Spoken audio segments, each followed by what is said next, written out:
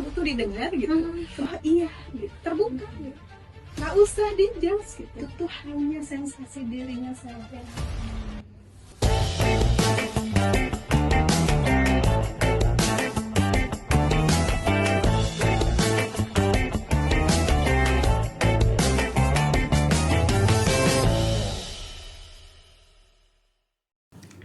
Assalamualaikum warahmatullahi wabarakatuh. Halo teman-teman muslimah dimanapun berada. Selamat datang di episode perdana podcast Rumi, Ruang Muslimah Inspiratif. Rumi adalah ruang aman untuk para perempuan, ruang cerita, tempat kita ngobrol tentang kehidupan muslimah dari berbagai sisi. Dan di episode ini, kita akan mulai dengan tema dasar yang menyentuh banyak muslimah. Kenapa mental health itu penting banget untuk muslimah atau untuk perempuan? Perkenalkan, saya Tifa, perempuan yang juga sedang belajar untuk terus bertumbuh. Dan di episode ini, saya tidak sendiri. Kita kedatangan tamu yang insya Allah ilmunya bermanfaat banget untuk topik kita. Beliau adalah seorang dokter, pemerhati isu kesehatan mental perempuan, aktif di berbagai kegiatan sosial, dan edukasi kesehatan. Langsung saja kita sapa. Selamat datang dok, Dokter Nia, apa kabar? Alhamdulillah, biasa Ya. ini ya. Ya, Masya Allah. Terima kasih loh dok sudah datang di podcast perdana kita hari ini. Dan ini berarti sangat spesial sekali ya dok ya. Oh, hari yang spesial hari ini. Ya Luar baik, biasa. Masya Allah. Terima kasih ya dok. Dan berarti kalau lihat dari pengalaman dokter ini kan, beliau dokter ini sudah berkecimpung di bidang yang dokter geluti ini sudah sekitar 8 tahun ya dok ya? 7 mau menjelang 8 tahun. Ya, pasti banyak menemukan klien yang beragam gitu ya. Dan tentunya luar biasa, saya jadi ingin belajar juga nih dari dokter gitu ya. Oke dok, kita mulai dari yang paling dasar dulu deh gitu ya. Kan sebagaimana kita tahu ya dok ya, namanya perempuan gitu ya, kita ini memiliki katakanlah beban yang banyak gitu ya, banyak kita pikul. Baik itu di rumah gitu ya, baik itu di mungkin kalau yang pekerja, mungkin dia di karirnya gitu. Belum lagi kalau misalkan dia memiliki amanah-amanah sosial lainnya. Tapi sebenarnya jarang juga gitu yang kemudian memperhatikan tentang sebenarnya dia fine sih gitu. Sebenarnya kesehatan mentalnya itu baik nggak sih? Nah menurut dokter, kenapa sih sebenarnya mental health ini penting banget untuk perempuan? Ya, mental health ini penting banget untuk perempuan karena kan kita sebagai perempuan apalagi sekarang banyak perempuan yang berkarir ya, berperan ganda. Kemudian juga yang paling utama adalah pada perempuan itu ada pengaruh hormonal ya. Yang biasanya sangat mempengaruhi emosi. Perlu sangat perhatian terhadap mental perempuan. Di samping itu juga perempuan itu adalah orang pertama yang mungkin menghadapi generasi penerus nanti, gitu ya. Yang memomong pertama, yang bersentuhan pertama dengan calon-calon generasi. Betul, yang pertama menyentuh gitu kan. Karena memang perempuan adalah ruh di dalam rumah itu sendiri. Betul. Gitu. Nah, kalau berbicara tentang ruh sebenarnya atau sentuhan tadi yang dokter sampaikan, sebenarnya sejauh mana sih efek sentuhan seorang ibu kepada anak gitu ya. Dan apakah sentuhan itu memang akan hanya efek ketika dia bayi kecil gitu atau memang itu akan berpengaruh kepada kehidupan dia yang selanjutnya? Ya, sebetulnya sentuhan itu bisa dirangsang sejak kecil, bahkan bisa dirangsang sejak dalam kandungan. Karena dengan sentuhan itu ada reaksi yang terjadi sebetulnya di otak, sehingga menyebabkan pelepasan hormon yang menyenangkan, gitu. Hormon oksitosin ya yang kita tahu, kemudian hormon dopamin, kemudian ada hormon-hormon serotonin, gitu, seperti itu. Nah, sentuhan itu dapat merangsang kerja otak tuh, si kecil gitu, untuk kestabilan emosinya, kecerdasan juga mempengaruhi kecerdasan si anak. Nah, dengan rangsangan stimulasi dari kecil, gitu, itu akan mengaktifkan saraf-saraf itu sehingga semakin dewasa dia akan bekerja secara fisiologis. Oh, Masya Allah. Seperti jam biologis. Oh iya. Sehingga mudah terangsang gitu. Luar biasa, itu pengaruhnya besar sekali ya terhadap anak gitu ya. Pantas saja anak itu merasa nyaman ya kalau misalkan dekat dengan ibu. Berarti memang sentuhan ini tuh penting sekali ya. Kan mungkin ibu-ibu tuh ada yang karakternya beda-beda ya Bu ya. Macam-macam ya. Macam-macam ya. Gitu. Macam-macam karena kan tidak ada yang sama ya. Iya betul. Itu. Nah sebenarnya Dok, apakah kemudian tadi kalau bicara tentang sentuhan gitu ya, ini pengaruhnya besar sekali gitu kepada anak-anak. Nah, ini bagaimana kalau misalkan gitu ya, anak yang kurang sentuhan. Nah, ini apakah bisa membuat dia juga bisa lebih rentan ke depannya gitu ya, menghadapi atau mungkin punya potensi untuk mengalami stres dan mental health issue di usia dewasa? Ya, tentunya akan sangat berpengaruh. Karena apa? Karena dengan stimulasi sentuhan itu akan mengaktifkan hormon-hormon tadi. Si otak bisa belajar untuk mengaktifasi hormon tersebut. Gitu. Nah, pada anak-anak yang kurang sentuhan, dia stimulasi hormonnya tidak dimulai sejak dini gitu, sehingga pada saat dewasa mungkin akan baru belajar tuh si otaknya mengidentifikasi dari sentuhan tersebut gitu. Tapi sebetulnya sih sentuhan itu bisa digantikan ya. Kalau misalnya seorang bilang sudah digantikan dengan misalnya dengan pengasuh yang lain. Oh gitu. Asal syarat-syarat ya terpenuhi ya. Pengasuhnya. Sebagai memang masuk dalam kualifikasi yang diperlukan gitu ya. Gitu.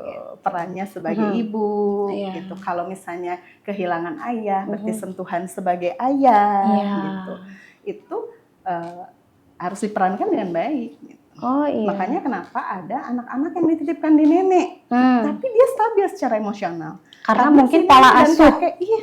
Si nenek dan kakek itu memberikan hak yang penuh terhadap anak tersebut. Insya Allah ya. Jadi sebenarnya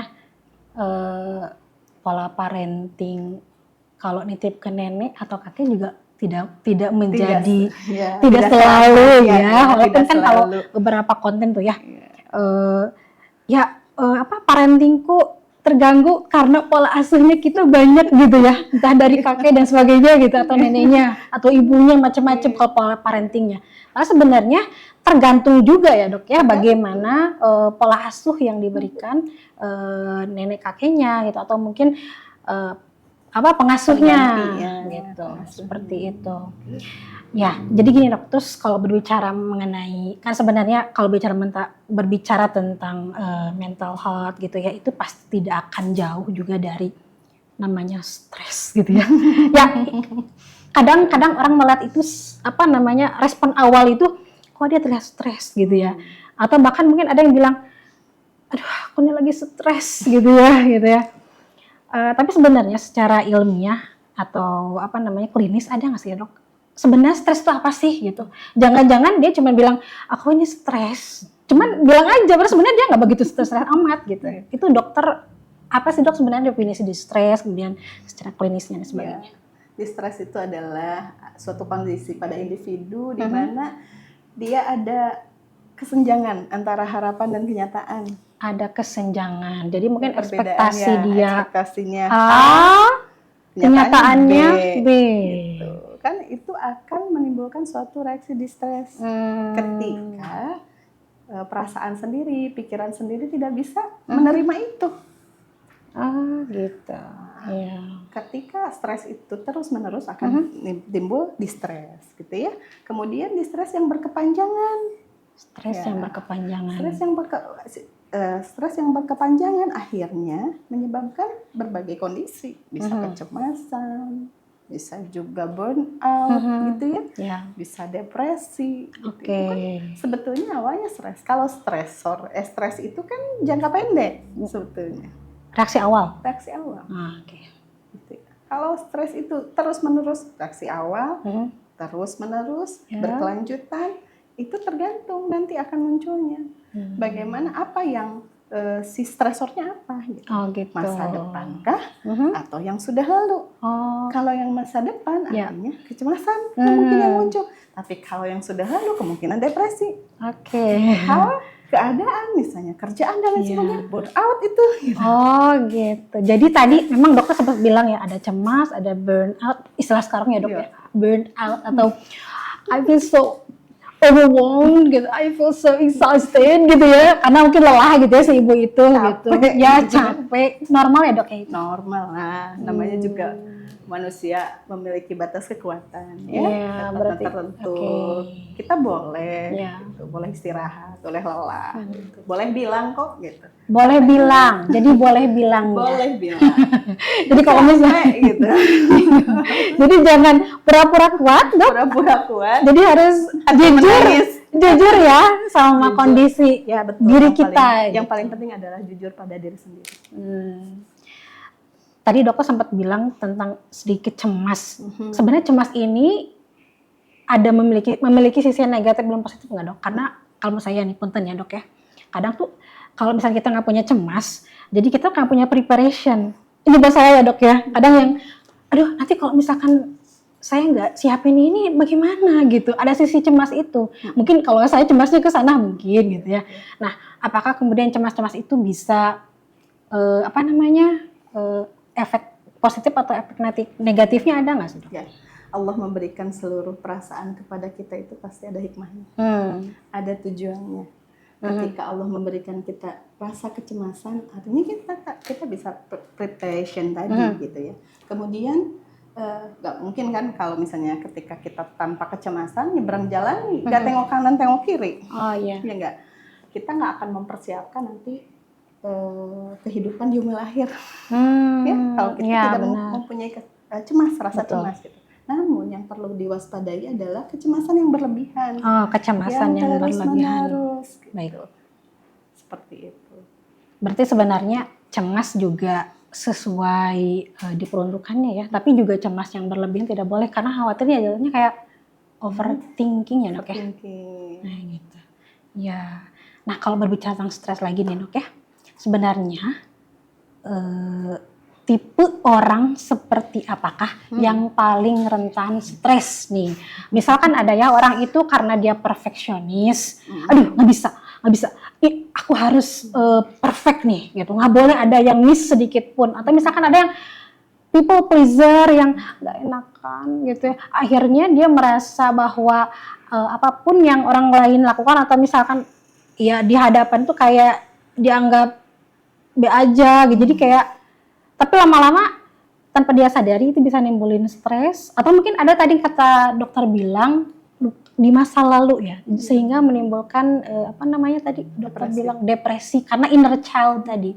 Sebenarnya tipe orang seperti apa yang memiliki potensi rentan terhadap stres? Apakah semuanya punya potensi? Semuanya memiliki potensi. Semuanya memiliki potensi. Karena masing-masing orang memiliki kekuatan tertentu, batas tertentu, dan stresor yang muncul juga kan kita tidak dapat duga. Tuh, mungkin pada individu A, ketika kejadian B, itu biasa-biasa aja. Tapi pada individu C, kejadian B itu menjadi suatu hal yang pencetus stres gitu, atau stresor. Ya enggak? Gitu. Nah, contohnya ada nggak dok? Misalkan mungkin dari beberapa kasus yang dokter temui. Contohnya begini, ada tipe orang yang ambisius ya. Dua orang yang ambisius. Mungkin tadi kayak perfeksionis tadi dok, masuk ke kategorinya itu. bukan lebih ke perfeksionis sih, tapi lebih ke arah berambisi gitu. Beda berarti ya dia. Beda. Perfeksionis dengan ambisius ya. Kalau ambisi itu dia akan menaikkan target, terus menaikkan target, itu ambisi. Oh gitu. Tanpa melihat kemampuan, tanpa melihat realita dia sendiri, tanpa melihat kemampuan yang dia miliki. Gitu. Itu ambisi kan. Apapun yang akan dia lakukan, apa yang bisa dia lakukan, dia lakukan gitu. Nggak melihat apapun itu caranya gitu. Dia lakukan. Itu ambisius gitu. Sehingga ketika ambisinya tidak tercapai, itulah stres gitu. Dia akan stres gitu. Karena nggak kecapai nih gitu. Berbeda dengan perfeksionis. Kalau perfeksionis itu ada sesuatu tugas yang dia jalankan, bagaimana dia ingin segala sesuatunya menjadi lebih baik gitu. Yang terbaik itu perfeksionis. Berarti masih positif ya, Dok? Ya, masih ada sisi positifnya. Ya. Walaupun dalam praktiknya gitu ya. Dalam praktiknya perfeksionis itu harus juga kita mempertimbangkan kemampuan diri. Oke. Kemampuan jadi melihat diri. realistis juga ya gitu. Realistis, melihat diri, kemampuan diri. Kalau misalnya memang kita bekerja di tim, kita juga harus melihat kemampuan tim. Nggak bisa kita targetnya 100, sementara kemampuan tim hanya 50. Ya. Oh iya, terlalu memaksakan. Iya, gitu. Karena kita punya goal yang terlalu tinggi. Padahal mungkin ada misalnya seorang leader gitu, dia pengennya 100, tapi dia tidak melihat yang timnya itu kemampuannya berada di level 80 atau 70 gitu. Pokoknya mau nggak mau harus 100 gitu ya. Akhirnya dia mengambil alih semuanya kan. Oh iya. Saking nggak percaya karena ini 70, ini 80, ini 60. Dia ambil alih semuanya gitu karena perfeksionisnya itu. Nah itu kan akan menimbulkan stres yang berkepanjangan, akhirnya burnout. Lelah. Capek. Jadi kayak aku lelah. Sebenarnya yang bikin dia lelah bisa jadi dia sendiri. Berarti benar ya kata Rasul, khairul umuri awsatuha. Sebaik-baik urusan itu pertengahan gitu. Jadi saja. Oh iya. Jadi sebenarnya lebih kayak ini ya, lebih tenang gitu ya, karena mungkin tidak terlalu. Tapi kalau misalnya bisa ya dilakukan, kalaupun tidak ya tidak begitu memaksakan gitu. Tetap pertengahan yang terbaik gitu ya. Pertengahan yang terbaik. Iya, bukan pertengahan yang di bawah. Oke, I love it. Pertengahan tapi yang terbaik. Quotes ya, teman-teman, quotes gitu. Ya, lanjut Dok. Ini kan kalau bicara lagi tentang perempuan nih, Dok ya. Tadi kan baik namanya perempuan nih. Biasanya kan kalau di rumah jadi happy mom, happy life gitu ya. Jadi ketika misalkan ibunya bahagia, itu biasanya rumahnya juga kan dapat vibe bahagianya. Tapi sebaliknya kalau misalkan ibunya penuh dengan stresser gitu ya, penuh dengan tekanan, di rumah juga akan ikut terpengaruhi ya, baik itu ke suami maupun ke anaknya. Sejauh mana sih Dok peranan suami khususnya Dok ya? Kadang kan sebenarnya perempuan ini juga dia bukan hanya ingin mengurusi suami dan anaknya, tapi dia juga sebenarnya harus bahagia sendirinya gitu kan, sebelum membahagiakan keluarganya dan membahagiakan di luarnya gitu. Seperti itu. Bagaimana Dok? Sebagai perannya ya, kalau untuk suami gitu ya. Sebetulnya kan kesehatan mental ibu ini kan tanggung jawab, bukan hanya tanggung jawab si ibu ya, tapi tanggung jawab anggota keluarga itu sendiri ya, termasuk yang ada di situ siapa. Misalnya ada suami ya suami gitu, ada anak berarti juga anak harus berperan dalam hal itu. Anak juga berperan dalam hal itu. Kalau anak di usia berapa Dok? Di usia sebetulnya bisa diajari sejak kecil gitu. Oh bisa dari minimal usia dia sudah bisa berkomunikasi. Oh Masya Allah, bisa berkomunikasi. Iya. Contohnya kayak gimana Dok? Contohnya nih. Suami melihat si istrinya sudah mulai lelah nih. Ya. Anaknya rewel kan? Ya, nangis terus. kemudian suami membantu pekerjaan istrinya mengambil anaknya, Oh. ya kan? Terus Bukan mengambil pekerjaan ya dok, mengambil anaknya. yang rewel kan? Ya, ya, ya. Otomatis kenapa tidak mengambil pekerjaannya Ya. gitu? Kalau anak rewel itu potensi si ibu ketika sudah lelah, potensi ibu untuk sensitif terhadap anak rewel itu menjadi tinggi, sehingga anak kena marah, Jadi harus diamankan anak dulu. kena benar. Nah, selamatkan dulu, selamatkan dulu yang kemungkinan rentan gitu. Iya. Ya, diambil, kemudian, nah, ayo sayang mamanya, gitu. Mamanya mau istirahat dulu. Berarti itu dari pihak suami. Suami itu mendukung, gitu ya. Kemudian beri ruang untuk terbuka, bicara. Gitu. Beri ruang itu. Beri ruang, jadi berarti suaminya memberikan komunikasi. kesempatan ya, komunikasi. Ya? Komunikasi, tanya gitu. Atau validasi. Oh, Mah capek ya? iya. Mbak, iya. Ya itu jangan biasa dulu.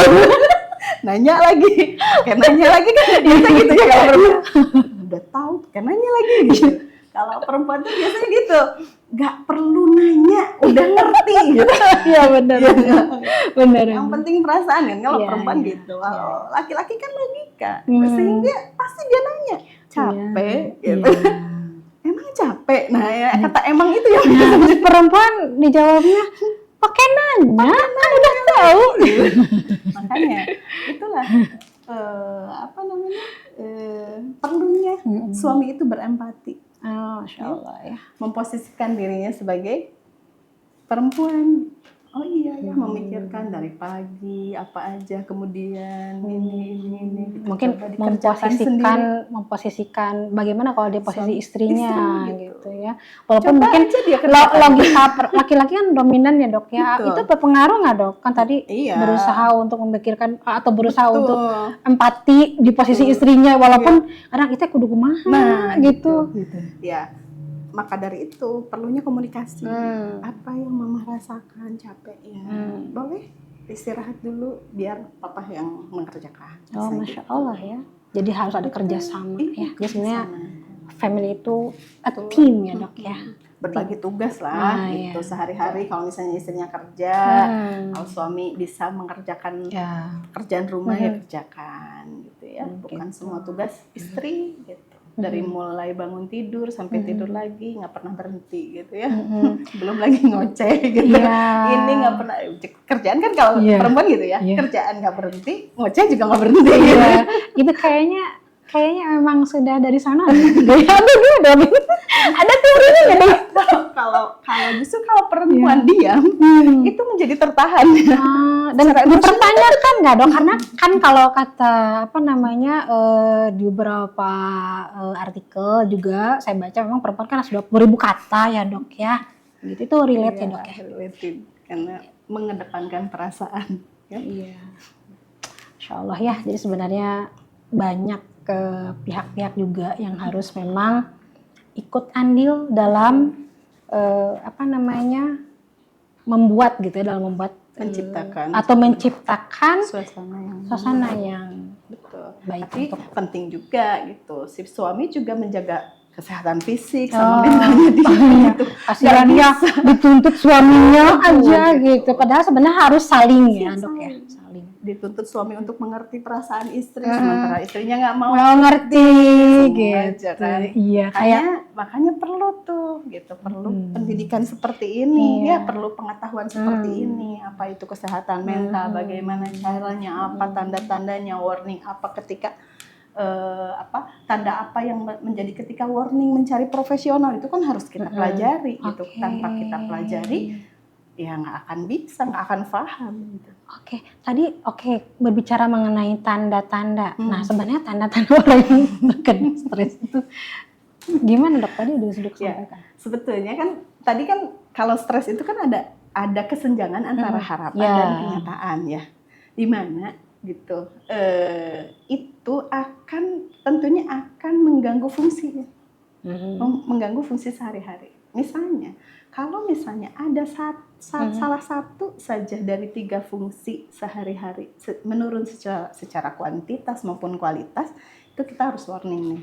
secara kuantitas dan kualitas. Ya, contoh misalnya, yang pertama fungsi apa? Fungsi perawatan diri.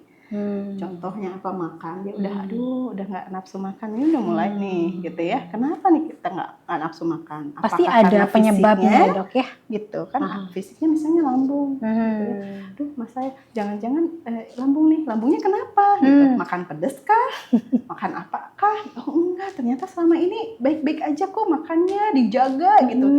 Oh duh gara-gara kemarin anak saya lagi ujian tuh, berarti kan ada hal yang dia pikirkan, ya, kan? ada yang dia cemaskan. Iya, menurunkan fungsi perawatan diri, fungsi pekerjaannya. Kalau misalnya dia sebagai ada Kerja. ya pekerjaan. Kalau misalnya dia si perempuan kan banyak yang kuliah lagi ya sekarang. Ya. Fungsi itunya sebagai pelajarnya, gitu, sebagai mahasiswa gitu. Yang tadinya ngerjain tugas dalam 10 menit chat GPT. Dalam 10 menit udah jadi gitu. Ini otak saya buntu gitu. Tapi masih bisa sebetulnya aktivitas. Masih bisa melakukan itu walaupun dengan penuh effort gitu ya. Gitu. Yang ketiga adalah fungsi sosial dan fungsi spiritual. Fungsi sosial udah mulai males gitu, males ngomong sama suami, ditanya diem aja, ya gitu aja deh ya gitu. Itu salah satu tanda-tanda stres. Kenapa nih? Kita ada apa? Kita harus gali lebih dalam. Kenapa seperti itu? Di poin ketiga tadi dokter menyampaikan tetap ya back to Allah sebenarnya. Tapi kan kadang dok ya kita tuh nggak bisa yang ketika menganalisa sesuatu nggak bisa dong langsung yang ke sana ya. Kadang kan dok ada suka yang bilang begini. Misalkan ya ada orang curhat masalahnya terus langsung dijawab, kamu mah kurang sabar, kamu teh kurang tabah, banyak bersyukur gerak gitu ya. Sebenarnya bukan kurang bersyukur, itu gimana dok menurut dokter gitu? Ya, yang kebanyakan pasien klien yang datang ke saya itu seperti itu. Kenapa mereka terkendala dengan cerita ke keluarganya, cerita ke tokoh agama gitu tentang masalah yang dihadapi, karena selalu dijudge ya. Stigmanya bahwa kalau depresi, kalau kecemasan itu karena kurang iman. Padahal tidak begitu ya dok. Ibadah. Kurang apa saya dok? Saya tahajud setiap hari. Masya Allah. Saya puasa Senin Kamis. Lebih rajin kayaknya yang curhat itu lebih rajin daripada yang ditanyanya kayaknya. Iya betul ya. Saya bilang, Masya Allah ibu luar biasa, itu adalah proses. Ketika kita kasih spare dia, itu adalah proses bu. Sama seperti ibu melihat anak ibu lahir, kemudian mulai merondang, kata saya merangkak, kemudian berdiri, kemudian berjalan, apakah bisa langsung berjalan? Tidak. Enggak ya, ada step-stepnya, ada prosesnya. Gitu. Nah mungkin ini kerinduan Allah terhadap ibu. Masya Allah. Walaupun tetap ya diingatkan gitu. Kerinduan Allah terhadap ibu, bukan karena ibu kurang iman, bukan karena ibu kurang ibadah, tapi Allah rindu dengan ibu. Kan berbeda gitu ya. Kita mengarahkan gitu. Kita mengarahkan ke sana, tapi dengan cara yang sudut pandang yang berbeda lah ya, gitu ya. Karena mungkin dia tuh ingin mungkin ada yang ketika dia curhat tuh dia perlu ditemani aja dulu, didengerin dulu gitu ya. Sebetulnya kalau para perempuan mah iya bu gitu ya bu. Wah nggak enak dong bu. Seneng banget tuh kalau ada yang jadi kayak ada memvalidasi perasaannya gitu. Beneran bu, suaminya seperti itu. Wah itu yang diharapkan tuh. Dan akhirnya dia mau terbuka ya dok ya, karena tadi ada yang dia dipalidasi perasaannya. Berarti memang itu salah satu step awal. Ketika ada orang yang curhat gitu, tapi jangan dikompori gitu. Oh iya bu benar, jangan kayak gitu, bilangin aja ke suaminya. Wah itu mah jadi apa ya? itu jadi melebar kemana-mana. Padahal sebenarnya kita tuh pengen menenangkan, bukan penenang ya dok ya, menenangkan gitu ya. Dan biar dia merasa tidak stres gitu ya, biar tadi divalidasi dulu perasaannya supaya dia merasa tenang gitu, tidak langsung dijudge bahwa saya jadi ingat dok apa yang kemudian saya jadi ingat cerita Rasulullah Rasulullah juga dulu pernah, ini masalah saya pernah baca ya dok ya, jadi ada Abu Umair itu kehilangan burungnya kan, gitu, mati gitu ya. Dan Rasulullah tuh nggak kemudian, kamu mah burung aja ditangisin, saya nih kehilangan sahabat-sahabat saya gitu ya, di perang dan sebagainya, tapi nggak gitu. Tapi Rasulullah itu Masya Allahnya gitu, saya baca di sejarah tuh, Rasulullah justru memvalidasi perasaan Abu Umair ini. Kamu sedih ya gitu ya. Memang kamu suka main apa? Jadi divalidasi dulu gitu sih perasaan Abu Umair ini. Manusiawi kan sedih. Betul. Itu gitu. Nggak ada manusia nggak pernah sedih kalau menurut saya. Jadi Rasul juga mengajarkan ya untuk tidak judge gitu ya. Gitu. Ya. Kenapa kita tidak gitu? Betul. Kalau Rasulullah mencontohkan seperti itu, kenapa kita tidak gitu ya? Misalnya saya nggak bisa. Kenapa Rasulullah pun manusia ya? Iya. Iya nggak? Iya benar. Ya. Sebenarnya dok, tadi kan dokter juga sudah men-spill ya. Tadi ada beberapa step yang ketiga selanjutnya adalah spiritual gitu ya. Sebenarnya ada nggak sih dok ke ayat yang berhubungan, atau misalkan mungkin teman-teman di sana juga ingin tahu, mungkin sebenarnya ada ayat-ayat tentang ujian yang bisa menenangkan gitu ya bagi perempuan atau bagi muslimah di luar sana yang relate dengan mental health, atau mungkin ya diingatkan tentang ujian, tentang syukur dan sebagainya. Ya. Sebetulnya kendali tubuh kita ada di diri kita ya. Ketika kita mengalami hal yang tidak menyenangkan, mengalami sesuatu yang tidak sesuai dengan harapan, gitu, kita bisa berusaha menyadarkan diri bahwa ini adalah ujian dari Allah. Ujian dari Allah, di mana Allah itu pasti akan menguji kita dengan sedikit, ya, sedikit gitu, ketakutan, kelaparan, gitu kan? Kemudian kekurangan harta, bahkan jiwa di situ gitu. Buah-buahan di dalam Quran surat Al-Baqarah ayat 155 ya. Walanabluwannakum bisyai'in minal khauf. Minal khauf, al-khauf itu berarti kan ketakutan yang sebetulnya al-khauf. Kenapa alif lam gitu? Kenapa al gitu? Karena ternyata ketakutan itu sudah kita kenali. Ya kan isim ma'rifah itu. Sudah dikenal kan?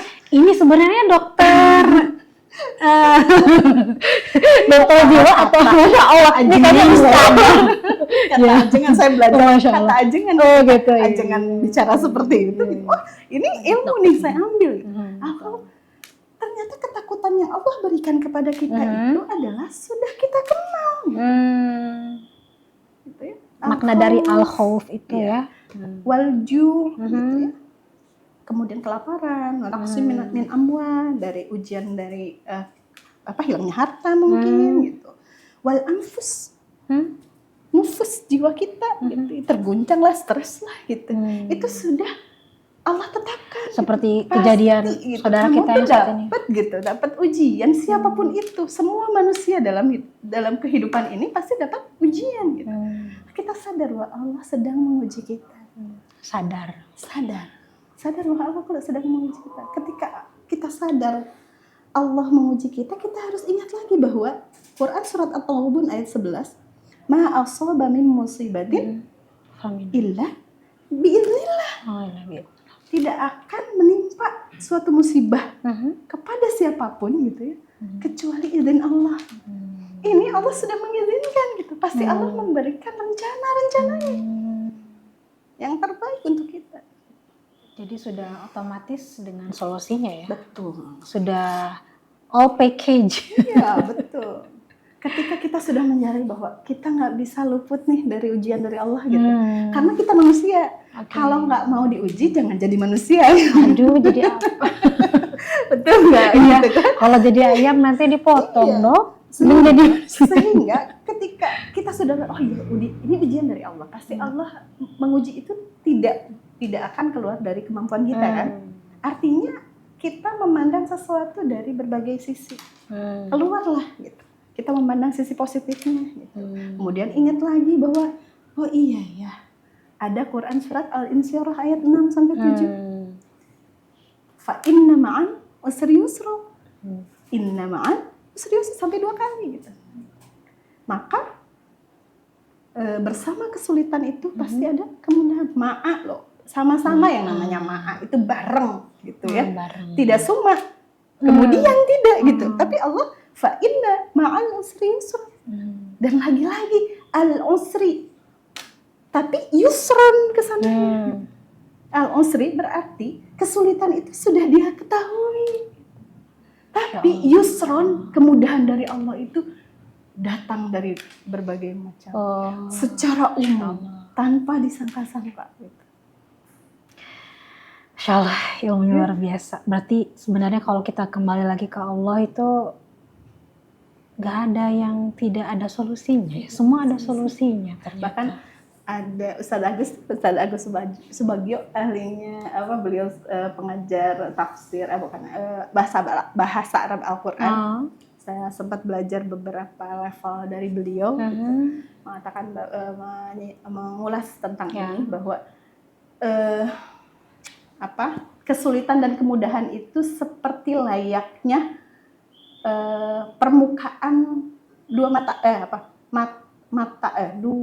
dua permukaan mata sisi koin. Iya, dua sisi mata koin, ya, dua sisi permukaan koin. Iya. Yang dia bersatu, menyatu, bersama-sama gitu, nggak bisa dipisahkan. Tapi tergantung dari mana kita melihatnya. Sudut pandangnya, kita mau melihatnya dari mana? Gitu. Mau dari cendrawasih kah? Oh iya, itu uang Ketahuan umurnya ya. Ketahuan umurnya ya. Kalau udah bilang cendrawasih gitu. atau koin atau tulisan 500 ya. Iya. Jadi mau dari sisi mana kita melihat gitu. Itu seperti dua sisi mata uang koin. Insya Allah ya. Jadi tergantung kita melihat dari sisi positifnya kah atau sisi negatifnya kah ketika ujian itu datang kepada kita gitu. Jadi kita harus mulai nih mengembangkan diri. Pikirannya tidak melulu fokus pada hal itu gitu ya. Karena memang ya secara secara arus gitu ya. Arus syahwat, arus keinginan itu begitu. Fokus aja. Saya mah sedih. Saya mah nggak ditolongin sama suami. Kita tuh nggak pernah berpikir apa yang sudah suami lakukan terhadap kita. Iya. Malah banyak kebaikan yang bisa kita ketika kita misalnya sudah melihat aja dari itu. Fa inna ma'al usri yusra, inna ma'al usri yusra gitu. Kita akan bersyukur dengan itu. Ya Allah teh memberikan teh yusron itu luar biasa gitu. Yang nggak kita ketahui Allah kasih gitu. Tapi Allah memberikan al-usri itu yang udah kita tahu gitu. Sehingga kita bersyukur dan ingat firman Allah, la in syakartum la azidannakum wa la in kafartum inna azabi lasyadid. Masya Allah. Luar biasa ya. Iya, luar biasa. Pokoknya kalau misalnya udah membedah satu persatu tuh nggak akan jadi stresnya. Gitu. Karena nggak jadi stresnya ada Allah gitu. Jadi ada pasien saya sampai seperti ini ketika datang gitu, dok kalau saya mah minta obat aja, kenapa? Saya bilang gitu, karena kan penderita CA gitu. Penderita kanker payudara dan dalam tahap radiasi gitu. Ujiannya luar biasa. Dia mengalami penderita sebagai menderita cemas itu sejak dia belum ketemu sel kankernya gitu. Saya sangat sulit ketika menerapi beliau gitu, klien saya ketika saat si klien saya itu belum menderita kanker. Sulit sekali gitu. Karena kecemasannya sangat tinggi gitu. Allah kasih uji itu. Kemudian dinyatakan bahwa itu ganas. Sudah metastase gitu. Insyaallah Allah berikan rasa penerimaan yang luar biasa kepada si pasien saya, sehingga ketika datang itu cuman bilang gini, dok saya mah butuh obat itu untuk meredakan sakit saya agar saya bisa tidur, agar saya bisa ketika saya bisa cukup tidur saya bisa ibadah, dok. Saya mah udah gak cemas lagi kapan saya akan mati. Masya Allah ya sudah. Kapan saya akan itu Sudah surrender ya dok ya? Ketika saya ke rumah sakit, kemudian obat radiasi nggak ada, obat kemoterapi nggak ada, saya nggak punya uang, saya berpikir mungkin ini jalan terbaik buat buat saya dari Allah gitu. Dan saya memangga Allah apa sih gitu yang milik saya semua milik Allah. Saya tuh sampai ini merinding belum bisa ceritanya. Dan saya datang ke sini cuma ingin tidur dok. Saya ingin beribadah. Insya Allah. Alasannya juga karena pengen ibadah. Luar biasa ya. Ya.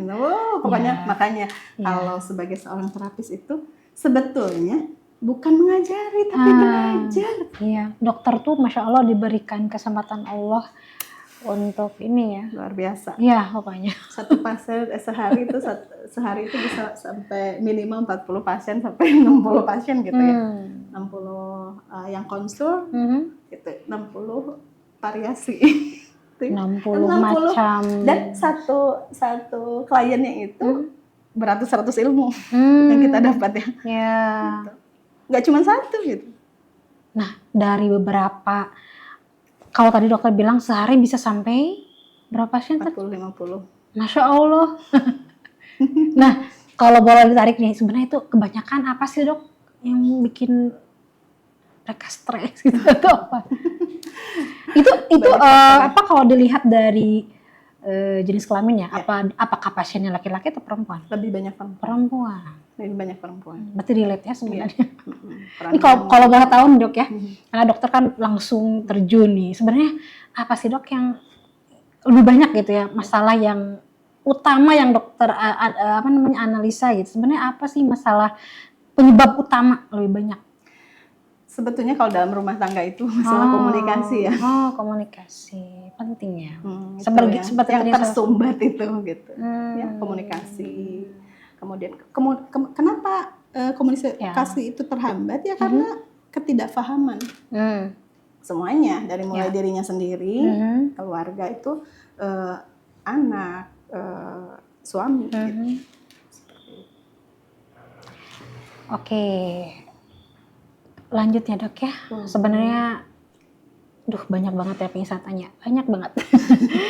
Jadi ini kan tadi sudah dijelaskan mengenai bab spiritualnya, tapi ingin tahu sebenarnya dok. Tadi kan orang itu beda-beda ya cara ketika coping mekanismenya gitu ya. Betul. Jadi ketika dia mulai stres tuh yang dilakukan apa dulu gitu ya.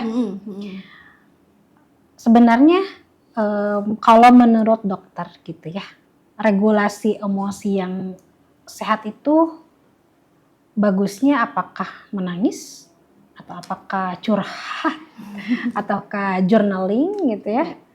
Oke, seperti itu. Menurut bagaimana? Ya, kalau bentuk regulasi emosi yang sehat itu yang pertama adalah self awareness. Naming the feeling. Kita kan kadang ditanya aja, ibu kenapa nggak tahu? Dia nggak tahu perasaannya kayak gimana. Nah, sedihkah? Nah, cemaskah? Gitu. Ya, menamai perasaannya saja dia nggak tahu. Mungkin karena terlalu stres mungkin dok. Iya, karena memang nggak mau tahu. Pokoknya saya rasa ini gitu. Gitu. Saya mah pokoknya bingung dok. Akhirnya nggak bisa konsentrasi. Justru gejala yang lain yang diungkapkan. Ketika saya tanya, ibu sering menangis? Sering dok. Jadi ibu sedih? Iya dok, berarti saya sedih ya gitu. Terus ibu suka mengkhawatirkan hal-hal yang kecil nggak? Iya dok, ibu juga cemas. Oh iya dok, saya berarti sedih, saya cemas. Nah, sudah tahu dia self awareness-nya gitu, dibangun gitu. Jadi akhirnya apa yang dia sedihkan? Apa yang dia cemaskan? Bisa identifikasi kan? Oke, karena tahu pertama gitu pintunya. Betul. Ada penamaan tadi ya. Kayak kita kan namanya sembarangan masuk, tapi kita jalan juga nggak bisa ini ya. Mau jadi ke penting jalan banget KZ, ya. jadi ke jalan. Berarti penting untuk menamai perasaan. Ya, kita menamai perasaannya. Mengenal dulu sebenarnya saya ini dalam kondisi apa? Kenapa gitu. Betul. Gitu. Kemudian setelah itu kan kita bisa memiliki penyesuaian kognitif terhadap bagaimana ubah cara pandang kita ketika cemas. Oh, kayaknya enggak deh. Kita cari buktinya gitu. Enggak akan enggak kok. si anak kita misalnya cemas nih, si anak kita belum pulang gitu, bagaimana caranya gitu, kita telepon kan, di mana, iya nih ini belum selesai tugasnya gitu kan, oh iya di mana sekarang, ini video call nih lagi di rumah teman, oh aman gitu kan, ya, tenang. bagaimana caranya? Kita harus bertindak dong gitu. Kemudian perubahan perilaku gitu ya, bisa dengan pola teknik pernapasan, kemudian aktivitas fisik gitu ya, si ibu-ibu biasanya gitu, pokoknya mah geroh we gitu kan, guntingan tanaman sasapu aja gitu. Sasapu. Dan terus bagaimana dia bisa mengekspresikan emosi itu secara sehat. Bisa dengan journaling, bisa dengan curhat, tapi hati-hati loh Bu, curhat ya, harus kepada orang yang tepat. Curhat ke orang yang tepat dan bisa dipercaya, amanah ya. Iya betul. Kita jangan, kalau curhat jangan nyari orang yang mendukung kita Bu. Gitu. Iya. Karena apalagi ngomporin ya Dok ya. Wah itu. Kompor beduk ya. Harus yang bisa melihat dua sisi gitu ya. Cukup curhatnya sama orang yang mendengarkan aja. Iya. Mendengarkan dan memahami kita, meskipun dia tidak memberikan solusi, kita tensionnya lebih turun. Berarti tadi awareness ya, kemudian juga penyesuaian kognitif, itu ubah cara pandang, gitu. Ubah cara pandang, menjadi lebih positif. Kemudian ketiga beraktivitas. Oke, ini kalau ngomongin beraktivitas, olahraga juga masuk kan sih Dok? Masuk banget. Masuk ya. Betul. Jadi ada yang bilang kayak gini, teman saya pokoknya mas saya mau olahraga gitu ya. Dia tuh rajin Dok ya. Tapi punten kalau dilihat dari ininya, yang penting saya mah bisa senam tuh keluar suara. Gitu. Karena di rumah nggak bisa teriak. Gitu. Nggak bisa help me gitu kan. Oke. Baik, karena memang saya juga pernah baca di beberapa jurnal ya Dok. Salah satunya di studi Harvard, di sini dikatakan bahwa olahraga 30 menit itu dapat menurunkan kecemasan 40%. Oke. Apakah jenis olahraga yang paling ini kalau berbicara olahraga ya Dok ya, apa sih sebenarnya olahraga yang direkomendasikan gitu ya untuk ibu yang memiliki beban mental yang tinggi gitu. Dan apakah seberapa efektifkah olahraga itu bisa meredakan stres? Sebetulnya semua olahraga itu bisa menurunkan stres. Semua ya? Semua bisa sebetulnya. Kan sekarang lagi ini kan padel nih Dok. Kan kita terkadang begini, kita butuh olahraganya tuh saat kita stres ya, atau memang karena rutin ya gitu kan? Kita lupa kalau kita lagi baik-baik saja mau meninggalkan olahraga. Nah itu yang harus kita perbaiki. Olahraga itu tidak hanya saat kita stres, tapi harus rutin ya. Iya. Tapi kalau misalnya kita udah kadung stres nih, olahraga apa yang bisa kita lakukan? Olahraga yang ringan, jalan kaki, ya, berenang gitu ya, sama anak-anak gitu. Hati-hati, jangan lupa tuh anak-anaknya nanti kejebur, kelelep gitu. Saking kitanya menikmati. Terus olahraga seperti yoga boleh gitu ya, yoga, tai chi itu boleh. Tapi kuncinya adalah bukan intensitasnya sebetulnya, tapi adalah konsistennya. Konsisten. Istiqomah. Jadi ibu-ibu kalau olahraga, ya teteh semua, perempuan semua di sana. Jadi olahraga itu bukan karena lagi stres, tapi memang harus jadikan rutin ya, konsisten. Sebenarnya biar kita sehat. Iya, itu kan secara fisik maupun mental. Kebugaran. Seneng kan kalau habis olahraga tuh, ketawa-ketawa pasti. Iya, apalagi kalau misalnya sama teman-teman. Udahnya tuh, ya walaupun ujung-ujungnya tetap, habisnya jajan apa ya? Tetap ya perempuan tuh aja. Itu saya ya Dok, nggak tahu teman-teman di sana. Ada kereta menanti. Iya. Dok, boleh nggak sih Dok kasih 3 tips sederhana tapi ini benar-benar impactful nih untuk para perempuan di sana yang ingin menjaga kesehatan mentalnya setiap hari. Yang pertama adalah jaga diri, pola hidup sehat. Pola hidup dari sehat. Makan. Kita kan seneng seblak nih. Seblak. Ya, kalau nggak pedes nggak afdol gitu ya. Sanes seblak. Sanes seblak kalau nggak pedes mah gitu. Olahraga, ya hidup teratur, kemudian itu terima emosi. terima emosi, ekspresikan secara positif, terima bahwa kita itu memiliki emosi itu gitu. Apa cemas, apa depresi, apa sedih, apa gitu, terima emosi itu. Dan dalam menjalani pola itu, jaga diri, terima emosi, ekspresikan, kita terus mengingat pemberi emosi itu. Siapa pemberi emosi kita? Allah. Kita terus berzikir, ya. Kita terus menjaga diri. Ketika jaga diri gitu, kita makan ketika mau makan aja, ya Allah berikan makanan, semoga Allah sehatkan badan saya, sehatkan pikiran saya, sehatkan perasaan saya, sehatkan apapun yang keluar dari diri saya. Ketika hal itu terus kita jaga dan kita dekati Al-Quran, insya Allah. Karena temanya muslimah nih gitu. Mohon maaf bagi yang non muslim gitu. Mungkin mereka juga punya pegangan sendiri gitu tentang hal ini. Tapi saya yakin gitu ketika orang-orang yang beriman gitu, dia akan kembali kepada sesuatu hal yang luar biasa, kekuatan yang tidak ada tandingnya. Penguat. 3 hal itu cukup. Masya Allah. Oh ya dek, mumpung saya ingat ya dok, tadi saya lupa ada yang menanyakan gini.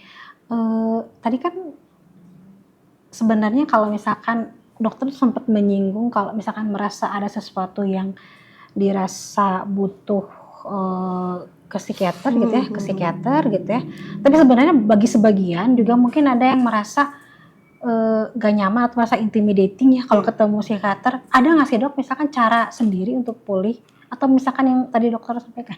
Ya, tadi kan udah ya. Mulai awareness dulu, terus bagaimana kita. Berarti sebenarnya bisa ya menyembuhkan diri sendiri, bisa ya dok? Bisa. Hanya ketika langkah-langkah itu sudah kita lakukan, tapi masih tetap curhat juga, udah journaling, udah gitu ya, dimengerti sama suami, udah anak-anak pada mendukung, tapi kita masih merasa bahwa fungsi kita masih kurang, masih turun, masih tidak berfungsi atau ada gangguan fungsi, cari profesional. Baru cari profesional. Jadi jangan merasa nanti aku dikiranya apa. Padahal sebenarnya tidak apa-apa ya dok ya. Itu banyak gitu. Di awal-awal terapi tadi banyak. merasa terintimidasi kalau kesan karena stigma di masyarakat kita masih jelek ya. Padahal sebenarnya bukan ngefeknya ke sana gitu ya.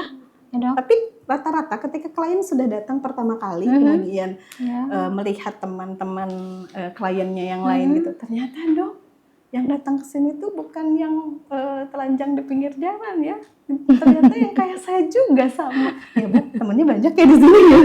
Dia merasa bahwa tidak sendirian, bahwa sama ada orang yang sama, menderita hal yang sama, gitu kan.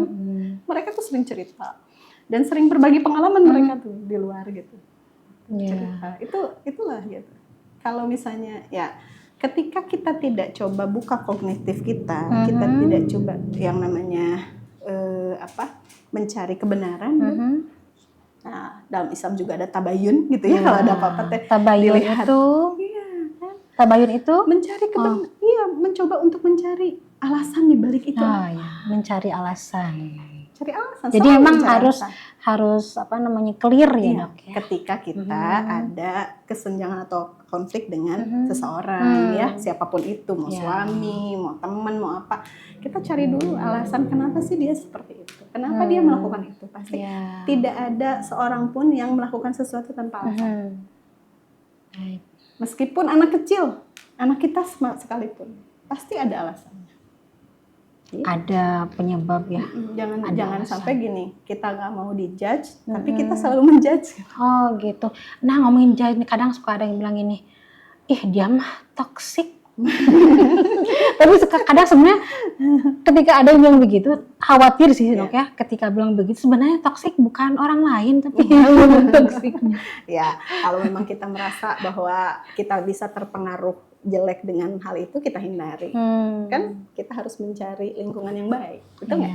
Betul. Ya, lingkungan berpengaruh sekali ya dok ya. Lingkungan berpengaruh. Kalau misalnya memang bergaul dengan orang itu kita menjadi kebawa tidak baik, ya kita hindari saja gitu. Minimalisir kontak, minimalisir itu. Hanya sebatas yang formal-formal saja.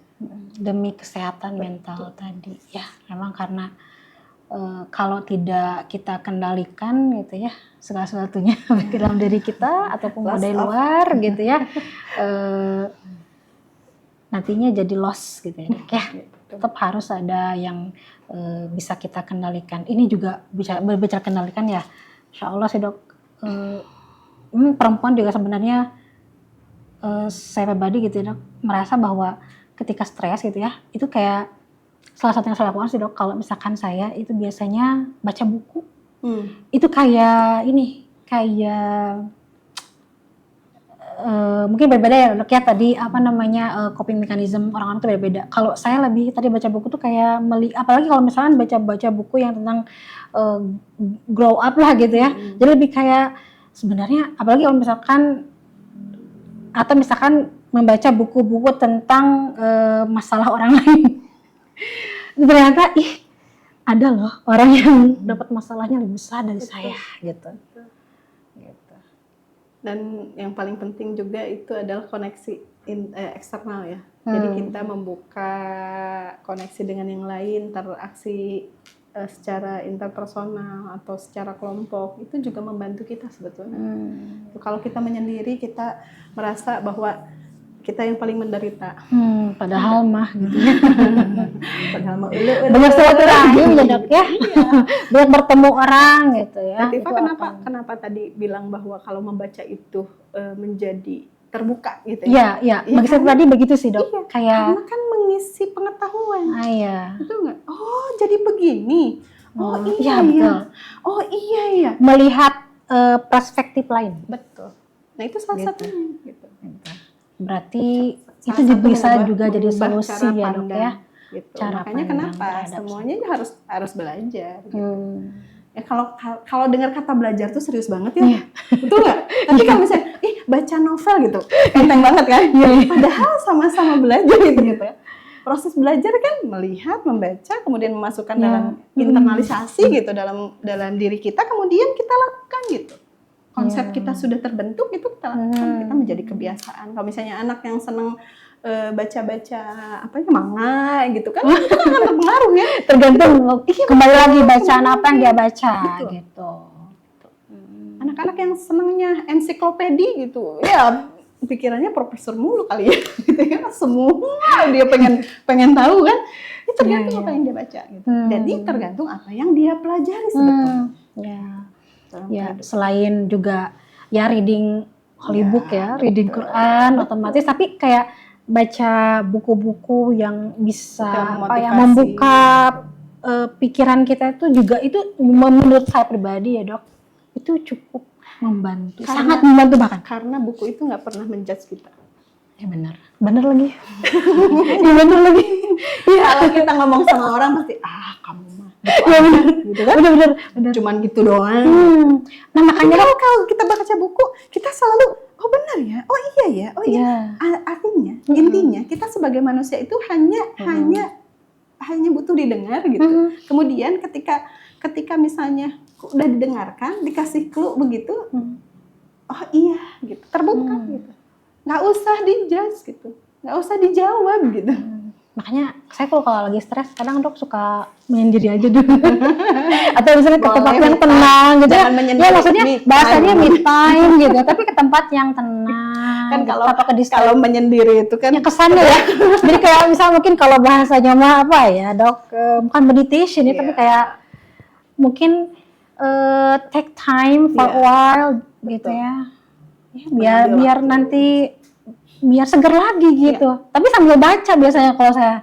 Jadi kayak sendirinya sama berteman sama buku deh. Beda-beda gitu. Kan? Ya beda mungkinnya tadi. Ada yang baca, ada yang nonton film gitu. Bahkan kalau klien-klien saya nanya, Dok, film apa sih yang bisa membuat saya bangkit gitu. Jadi saya cari gitu ya, saya rekomendasikan sesuai dengan kondisinya gitu. Ada yang schizofren, Dok ini tuh senengnya nonton TV-nya, nonton film gitu. Cari tentang film-film schizofren agar dia bisa bangkit gitu kan. Oh iya, ternyata mengenal halusinasi seperti apa, halusinasi dengar seperti apa, halusinasi lihat seperti apa gitu, sehingga dia mau tuh keluar dari tanah, mengabaikan semua hal itu gitu. Bahwa mengetahui bahwa itu tuh hanya sensasi dirinya saja gitu. Seperti itu. Ya.